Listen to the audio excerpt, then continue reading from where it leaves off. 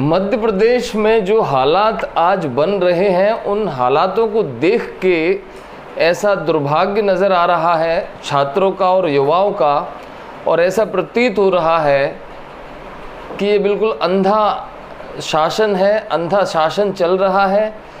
ये मैं सिर्फ अपने शब्दों के आधार पर नहीं कह रहा हूँ, ये घटनाक्रम के आधार पर कह रहा हूँ कि क्या राजनीतिक सोच है या क्या प्रशासनिक सोच है कि जिस आदेश को 1 सितंबर को हाई कोर्ट ने जिस आदेश में कहा, 1 सितंबर को सुनवाई के दौरान भारत के सॉलिसिटर जनरल तुषार मेहता मौजूद थे और उन्होंने हाई कोर्ट से कहा कि आप ये 27% ओबीसी आरक्षण पर लगी रोक हटा लीजिए।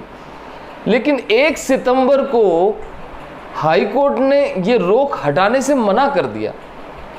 1 सितंबर को हाई कोर्ट ने मना किया है, लेकिन 2 सितंबर को मध्य प्रदेश राज्य सरकार के सामान्य प्रशासन विभाग से एक आदेश जारी होता है कि जिन मामलों में स्टे लगा हुआ है उनको छोड़कर हम 27% आरक्षण दे देंगे। इसका मतलब ये होता है कि किसी ने भी 1 सितंबर का हाई कोर्ट का डिसीजन नहीं देखा या आदेश नहीं देखा। और ये चल क्या रहा है, ये रोस्टर सिस्टम, पिछली सरकार एक रोस्टर सिस्टम दे के गई, ओबीसी वाले बच्चों को 27% आरक्षण आपने लालच के रूप में दे दिया और फिर रोस्टर सिस्टम आप लेके आ गए। रोस्टर सिस्टम लेके आने से उन ओबीसी वाले बच्चों का तो कट ऑफ बढ़ गया, बहुत सारा, हर एक किसी का कट ऑफ बढ़ गया। उनको फायदा क्या हुआ? ना तो परीक्षाएं हुई जैसे परीक्षा होती थी, ना तो परीक्षाएं हुई। कोरोना काल आ गया, वो तो कोरोना काल से पहले से ये सिस्टम चल रहा है। 2017 से ये वैकेंसी नहीं आई है व्यापम में, 2018 से सारी व्यवस्थाएं चरमरा गई हैं, हर एक परीक्षा खराब हो गई है। ये कोरोना की वजह से नहीं हुआ। रोस्टर सिस्टम आप लेके आए पिछली सरकार, और उस सरकार ने उसको लागू किया और उस रोस्टर सिस्टम पर याचिका दाखिल हुई, उसकी सुनवाई 23 तारीख को होना है। अब अगर रोस्टर सिस्टम को हाई कोर्ट नकार देता है तो फिर आप दोबारा रिजल्ट बनाएंगे।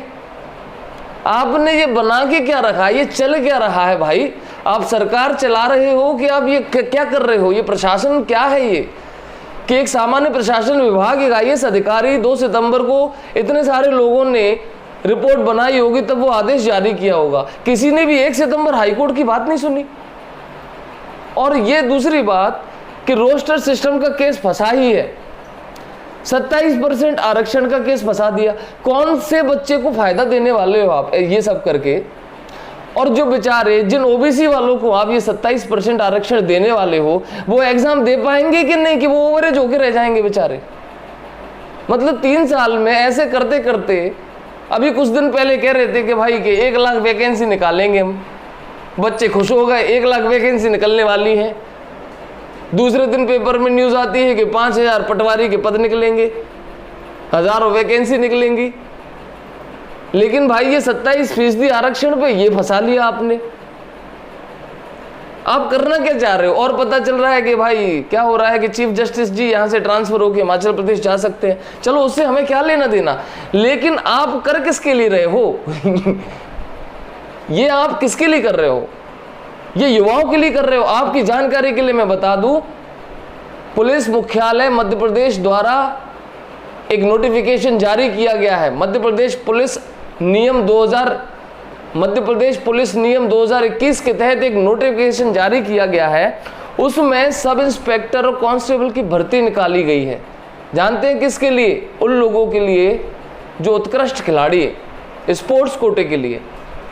एक ही देश में एक युवा जो स्पोर्ट्स खेल रहा है, उसकी तैयारी कर रहा है, उसके लिए निश्चित परीक्षा है। वो डिस्ट्रिक्ट लेवल पर खेलेगा, उसके लिए निश्चित प्रतियोगिताएं हैं। वो राष्ट्रीय स्तर पर खेलेगा, उसके लिए निश्चित प्रतियोगिताएं हैं। लेकिन वो युवा वर्ग जो इन खेलों में रुचि नहीं रखता, वो सर्विस फील्ड में जाना चाहता है, और अगर वो अपने अभिरुचि यानी कि अपने एप्टीट्यूड के मुताबिक उसका अभ्यास करके अपने सपने पूरे करना चाहता है, तो आप उसको वहां जाने नहीं देंगे। मतलब ये खिलाड़ी खेल भी सकता है, साथ ही साथ आपने उसके लिए वैकेंसी भी जारी कर दी, वो सब इंस्पेक्टर भी बन सकता है, वो डीएसपी भी बन सकता है। लेकिन ये लोग क्या करें, ये मध्य प्रदेश, खास तौर से मैं मध्य प्रदेश का निवासी हूँ, मैं एक शिक्षक हूँ, मैं इन लोगों को पढ़ाता हूँ, ये मुझसे पूछते हैं कि ये लोग क्या करें, इनके अधिकारों का क्या हो।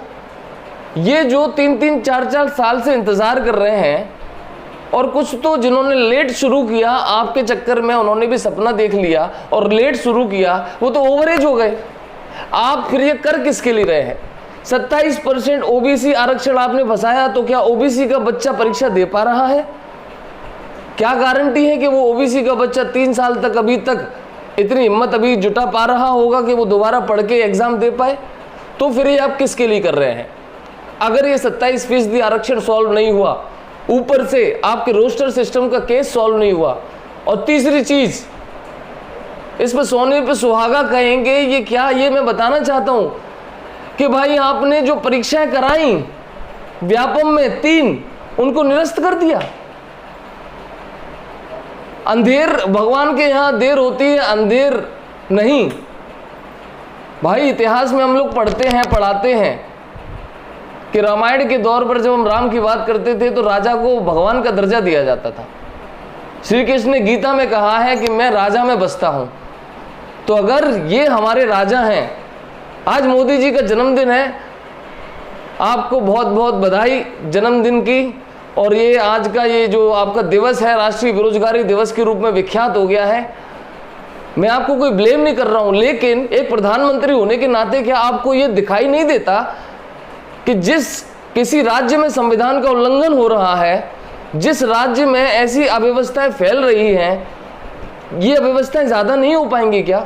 क्या हमें भी अफगानिस्तान बनने में टाइम लगेगा, या पाकिस्तान बनने में, या कि हम गल्फ कंट्रीज की तरह हो जाए, या सीरिया जैसे हालात हो जाए, या फिर से लोग डाकू बने, नक्सली बने?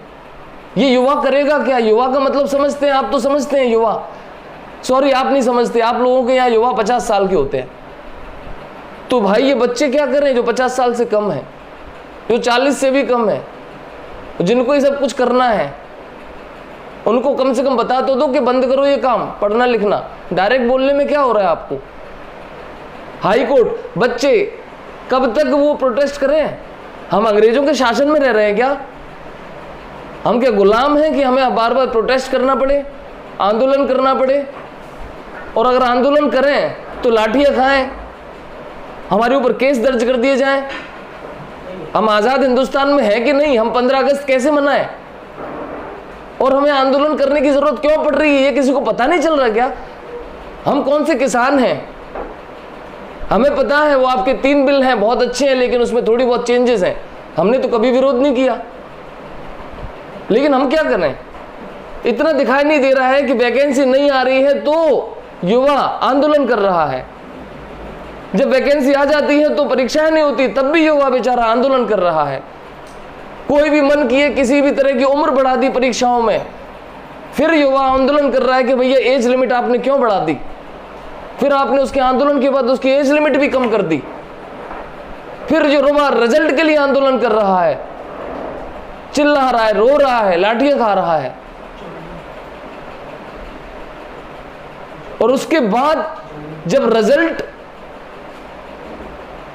दे दिया आपने, फिर वो ज्वाइनिंग के लिए आंदोलन कर रहा है।